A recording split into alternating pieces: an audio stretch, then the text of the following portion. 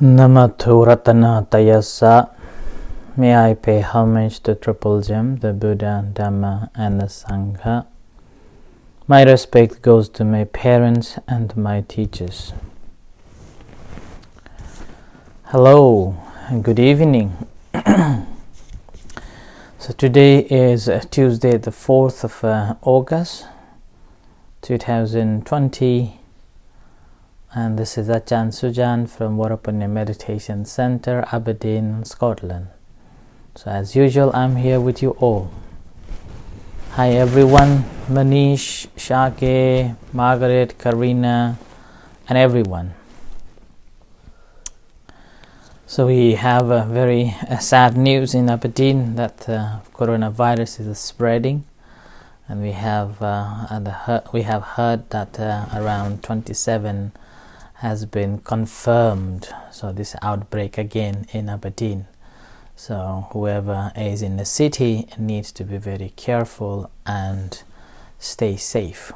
So this 27 new cases means there are more to come over this week. So be safe. Yeah? So today, again, as usual, I'm going to focus on the same topic that I have been doing on, and today again we'll focus on the second factors of Eightfold Noble Path. On this, yesterday I talked about the first sections of the right thought, or the Samma Sankappa, which is the Nekkhamma, or the thought of a renunciation. So when I looked at it, thought of a renunciation, then again, when we reflect, we realize that everything that we do is driven by our thoughts. And every action that we take, again, led by our thoughts too. It's like when you are driving a car. The steering is like the thought. And that is leading us to turn to right or turn to left. Yeah. Despite of this, the car is how big it is, and yet it will follow only the steerings, turning to right or turning to left. And that's same with our thinking process too. Whatever we think, that defines our action. It's like whatever we eat, we become. So what we eat, we become like that. So that's the same with the thoughts. Whatever thoughts that we have then defines what we will be. But thoughts again can be manipulated and can be developed, and also can be very strong, and that makes strong too. So it's based on how we shape our thoughts. Like when we have trouble, when we have difficult times, somehow brain will create so many hormones, and the thoughts become so sharp and very decisive. So many doors will open to you the very moment when you have problems or a hardship in your life. Basically, the survival instinct will kick in. I remember about 15 years ago, sorry, about possibly 12 years ago, when my UK visa was rejected. And there were so many possible ways just opened up, simply to get the visa. And when I was told by the border agency that go back and reapply for the visa, my response at that time to them was that my going back is my last choice. I can go back at any time because there is no restrictions or no problem to me going back. But here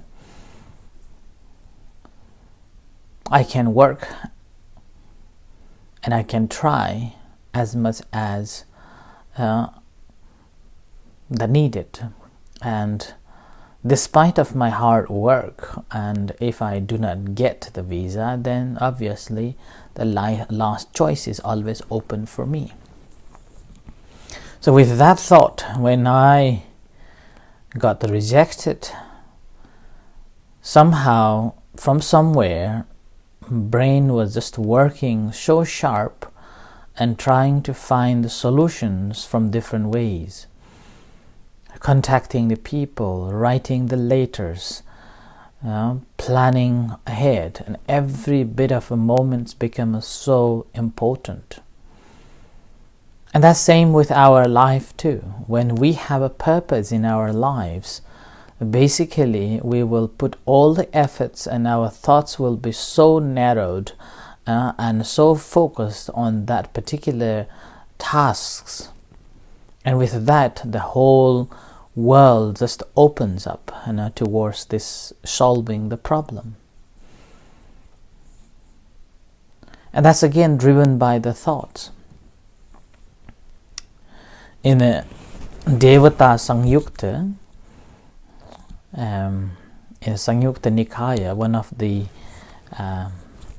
of the books or sections in the Buddhist canon, when Buddha was asked, I have written down here that what he was asked.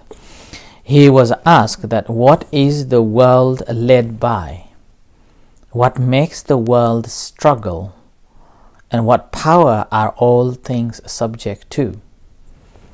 And this was asked to him. And the Buddha simply said, the world led by thoughts. Thoughts make the world struggle. All things are in the power of thoughts. Yeah? So, the world led by thoughts. And here, the whole world, when we look at it, not just the external things, even looking at our own lives. Whatever we do, whatever we have in our minds, always it's led by our thoughts. Thinking shapes our behavior. Thinking shapes our perception. Thinking shapes our views. And thinking shapes the way we grow up. So that's why the whole world is simply led by the thoughts. And again, the question was, what makes the world struggle? And obviously we can see that so many struggles are going on around the world, very close and then as well as in a far distance. And all, Buddha said that a thought makes the world struggle. And in this relation, I always have a thought and always have this understanding that each and every one of us has got a small world of ourselves. And that world, again, connected to each and every one of us in different ways. Some we are connected to the small and others we are connected deeply. So our relationship with this community and as well as the world is again based on how we think about them, how we think about that thing, how we think about that people and place. Sometimes our thought simply tunes in because of some form of talking, and then after talk, that simply develops the sense of belongings or sense of there is something I can gain. Or there is something that I can learn. And if there is something out there that we can satisfy ourselves by associating or being there, only then we normally act on it. And that's another small world and not the complete world. And every one of us has got a different, we always create new world with another new person. And that world depends on how much we relate and how much we think about positive with that particular place or particular person. That's why there are examples that, sometimes you go to some of the very beautiful places and you always want to go back. So that's the thought constantly shaping your conversations, shaping your desires, shaping your work. And the same with the people as well. When you have this a nice thought or a positive thought with a particular person, then you always think of that person or think of a good of that person, like that. So, meanwhile, why we struggle? The very moment when we have misunderstanding, or very moment when we have a debate, or dissatisfied or dislike, at that very moment, out of a sudden, out of nowhere, we simply generate this struggle to be with that person, struggle to be in that position, like that. So, and that gradually generates the struggle, and that makes ourselves uncomfortable, that makes ourselves unhappy, and which you can see in, let's say, in the family members. And I have heard in the statistics that during this COVID-19, significant number of people have separated due to living together for such a long time, having seen each other's behavior and not able to tuning in and finding the faults. And with that, sometimes the person may be ignorant, sometimes person may be just did it out of misunderstanding, and yet a person who hears or one who hears multiplies after multiplies, and then that's how breaking has been introduced, and then family broke down. And this is, sometimes it's true, sometimes not true, and other times simply the mind just takes the stories in and multiply onto it so much that makes you uncomfortable to be with that person in that place. And that's why I normally call a house can be either hell or heaven, and it is based on your making, on your hand. You make it yourself, whether it is heaven or whether it is hell. So the struggle is there. And all things are in the power of thoughts. Now, whatever you do, that's again led by the thought. And the thought is taking control of your behaviors, of your actions. So that's why thought has so much power over it. And in terms of this power, I just remember now the story, like you may have, some of you may have heard as well, that a man is in the house, and then the fire break out in the house, and suddenly he just remembered the refrigerator, and then he brought that refrigerator from the house to the outside. But whereas in normal time he would not be able to take that, even the lift. So the fire has ignited his strength, and with that strength he thought only one thing probably at that time is the fridge, and he was able to take it out from the house. And after the fire extinguished, if you ask him to take the fridge back, I'm pretty sure he would not be able to take it back. And this similar story is going on every nation and every culture, and that's simply because the power of thought. And all the politicians are doing, again, that's the same thing. They're just playing with your thoughts. They're just, energizing you, using their own ways of, stimulating your thoughts and exciting, and then that's how invites for the protests and against or for these protests, simply led by the thoughts, the power of thoughts. That's why Buddha always instructed to all of us to control these thoughts. There is a story at the time of the Buddha that there was one disciple or one householder became followers of the Venerable monks. He normally visits the temple, and he was a businessman.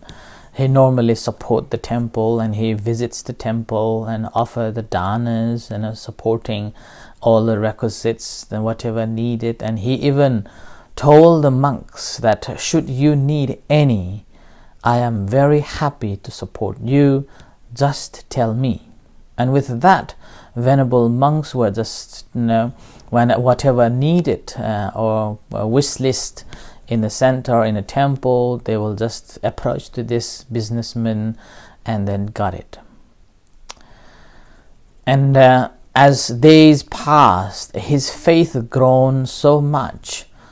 His faith grown so much in the sasana, in the Buddhism, that he wanted to be, very close to the temple. So as a result, in a way, like he became the temple boy, living in a temple and practicing in a temple. And later, after he practiced sometimes, and he had a thought that why shouldn't I become a monk, and which will give me more time to practice and then will gain more merits. So he approached to the abbot and he wanted to become a monk.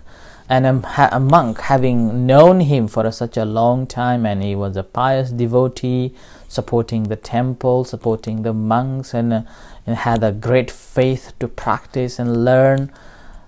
Then the monk, the abbot, simply accepted his desire to be a monk, and a couple of weeks later he became a monk. And after he became a monk, the abbot introduced him numbers of rules and regulations to follow. As a monk, you have to follow this rule, that rule, you cannot do this, you cannot do that. This list goes on, and even now, when you look at the rules of the monks, there are 227 rules that one has to follow. And even just thinking of the rules, some people think, oh, that's too much. Right? That's too much. And the same thing happened to this businessman. After he became a monk, and the senior monks were just telling him that you cannot do this, you cannot do that, he was just feeling that simply all the rules are so hard to take care, and it's like cutting his limbs, legs and hands. He cannot move anywhere. He cannot move at all. So with that, after a few days of becoming a monk, he thought that, oh, this becoming a monk is so hard.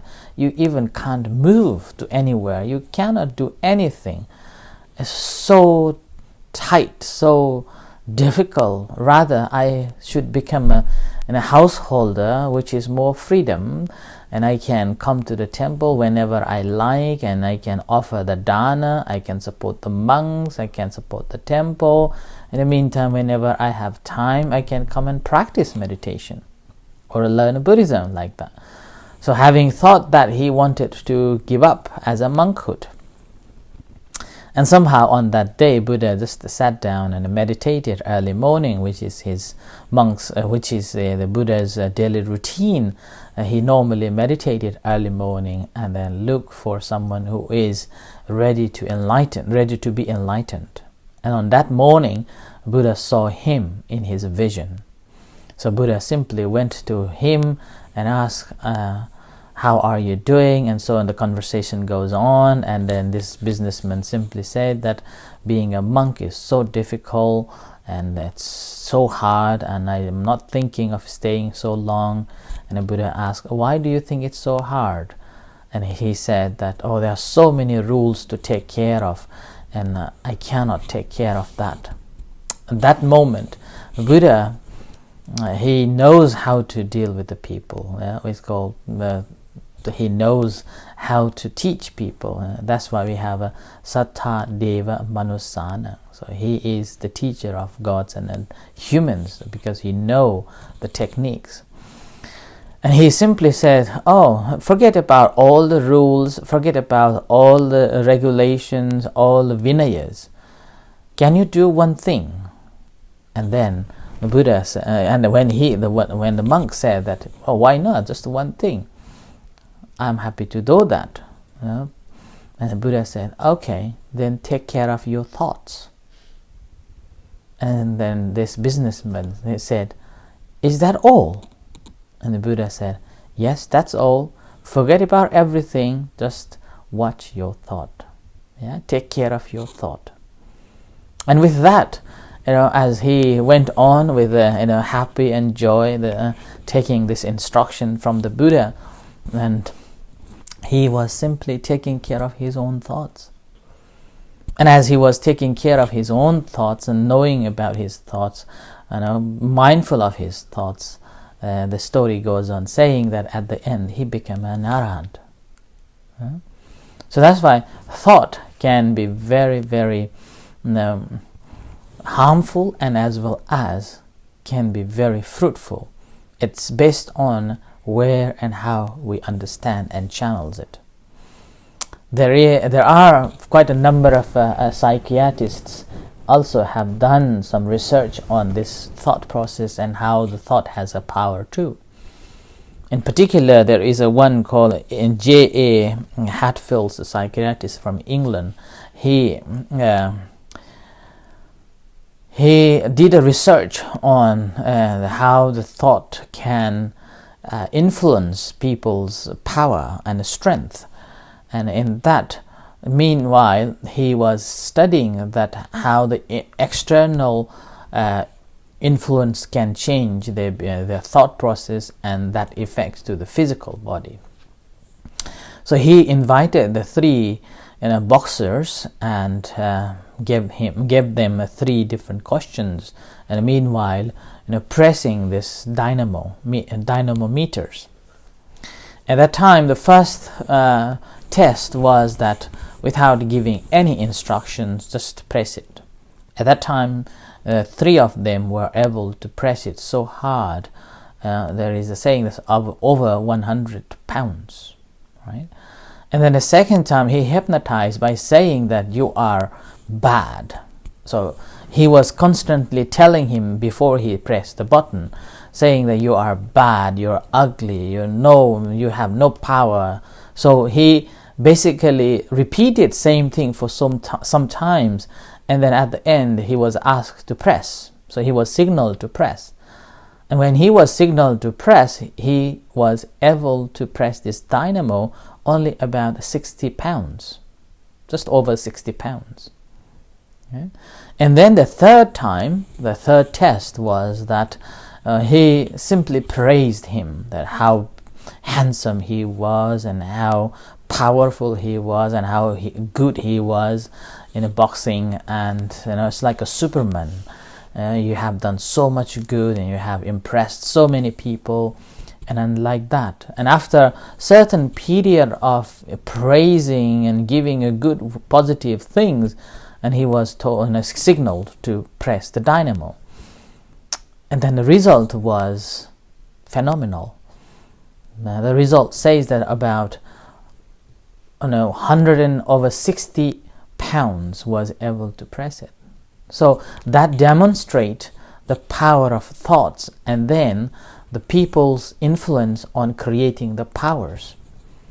So that's why in the practice of a mindfulness meditation, what we are all doing is whatever we hear, whatever the external things coming to us, we simply paying attention to it and not letting these to overtake our thought processes or influencing our thoughts.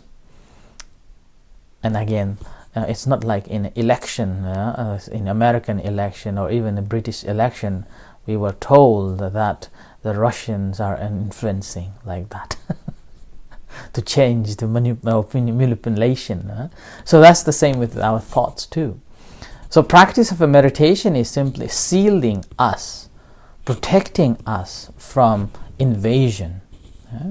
And one last thing I want to tell here, that it's like if you have show the thought reaps the action.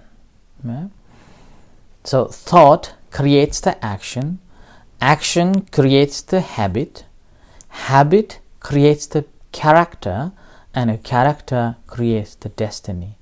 And this is a beautiful a dependent origination kind of linking, that how we develop into, or how our destination we choose. And that's all based on how we think. And because what we think, we act. Because we are acting it again and again, repeatedly, every day, every moment, then that becomes a habit. And that habit, again, as we are doing again and again, every day, become a daily routine. And that's become behavior. And the same behavior gradually transforms it into the character, and that character transforms our destiny. That's why we have so many examples of people thought changing their lives, and all what we need is to change their thoughts, and the rest will change by itself. So I end for tonight's reflection on the second factors of Eightfold Noble Path, the Samma Sankappa, or the right thought here, and we'll continue on the same topic following days. So with this, may you be happy, peaceful, stay safe, take care, and may the Buddha Dhamma Sangha bless you for good health and successful life. In a few minutes time, we will have a chanting and guided meditation. You are most welcome to join. Otherwise, we'll see you tomorrow at the same time at 6:30. Thank you, and see you soon.